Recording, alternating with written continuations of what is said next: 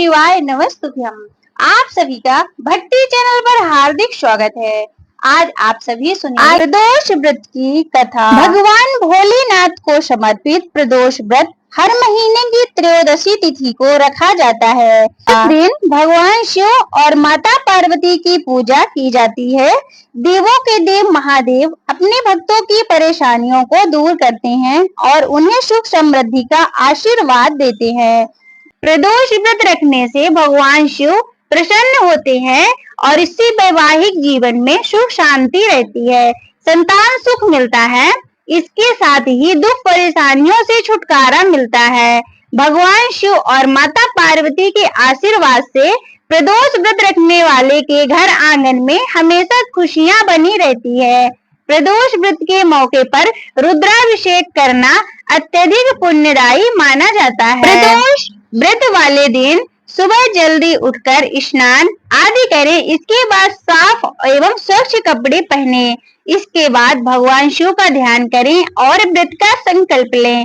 इसके बाद घर के मंदिर में या फिर शिव और पार्वती के मंदिर में जाकर विधि विधान से पूजा करें। उन्हें स्नान कराएं, गंगा जल से अभिषेक करें, पंचामृत से अभिषेक करें, रोली चंदन लगाएं, धूप दीप नैवेद्य अर्पित करें, फूल और बिलपत्र आदि अर्पित करें, भांग धतूरा शमी पत्र आदि अर्पित करें। इसके बाद भोग अर्पित करें, भोग में मौसमी फल अर्पित करें।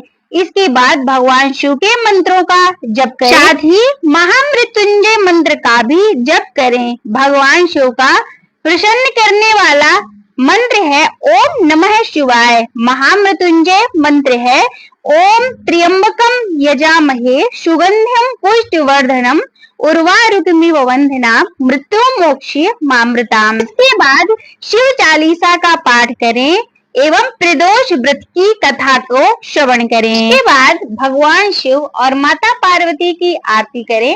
पूजन के दौरान जाने अनजाने में हुई गलतियों के लिए क्षमा मांगे और पूजा का प्रसाद सभी में बांटें। प्रदोष व्रत की कथा।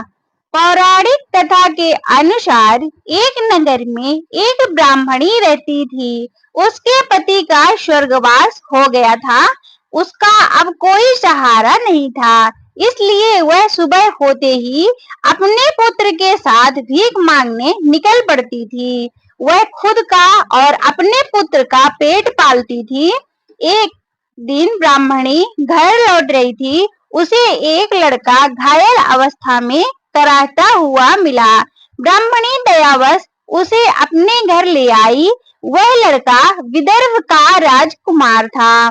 शत्रु सैनिकों ने उसके राज्य पर आक्रमण कर उसके पिता को बंदी बना लिया था और राज्य पर नियंत्रण कर लिया था, इसलिए वह मारा मारा फिर रहा था।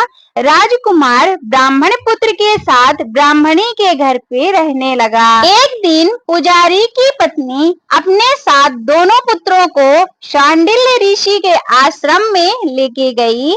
वहां उसने ऋषि से शिवजी के प्रदोष व्रत की कथा एवं विधि सुनी तथा घर आकर अब वह भी प्रदोष व्रत करने लगी।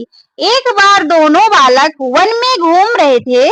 उनमें से पुजारी का बेटा तो घर लौट गया, परंतु राजकुमार वन में ही रह गया। उस राजकुमार ने गंधर्व कन्याओं को क्रीड़ा करते हुए देखा तो उनसे बात करने लगा। उस कन्या का नाम अंशुमति था।